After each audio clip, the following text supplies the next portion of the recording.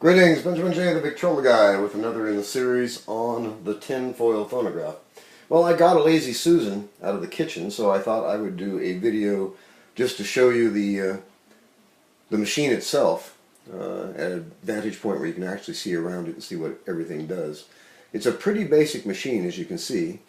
This is the adjustment for the depth of the cut, and this is just a simple lever resting on a milled flat and then a locking mechanism, which is just a friction fit really, to lock it in position. But you can adjust the depth of the cut there. There's also an adjustment here on this pointer, and you can loosen a screw and move it left or right to center the stylus in the groove. But it's a pretty simple machine, but you can see how well this is made, and it's virtually identical to the originals.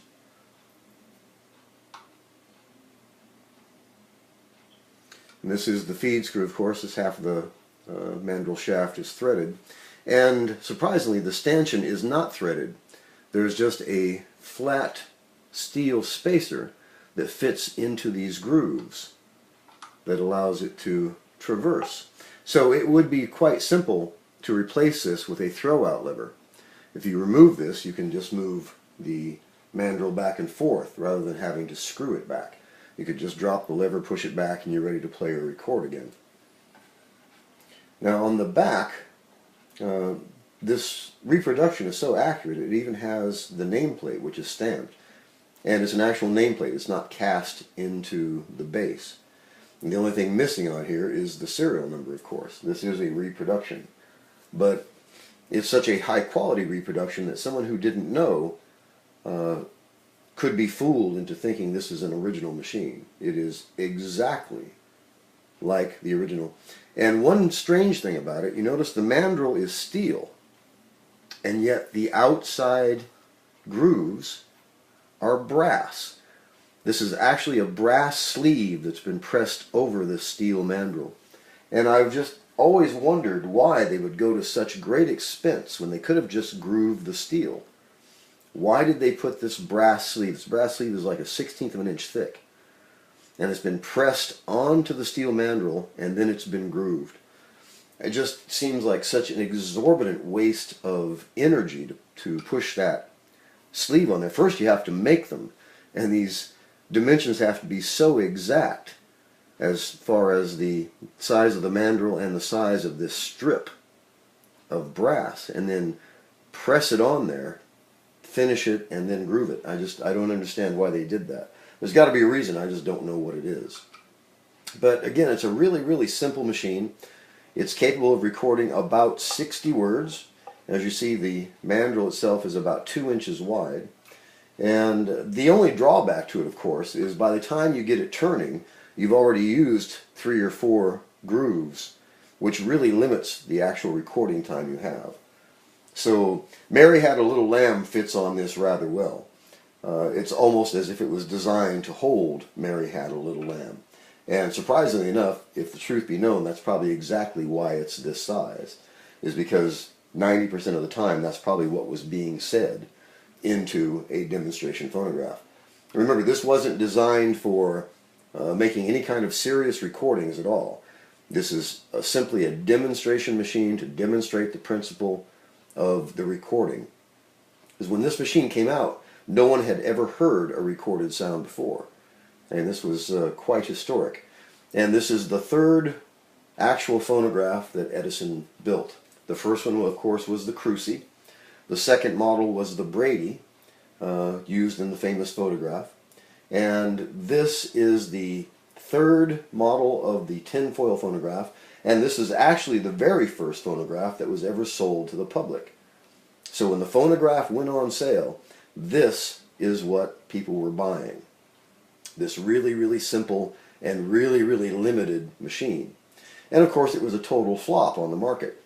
Edison actually built 2 of them himself.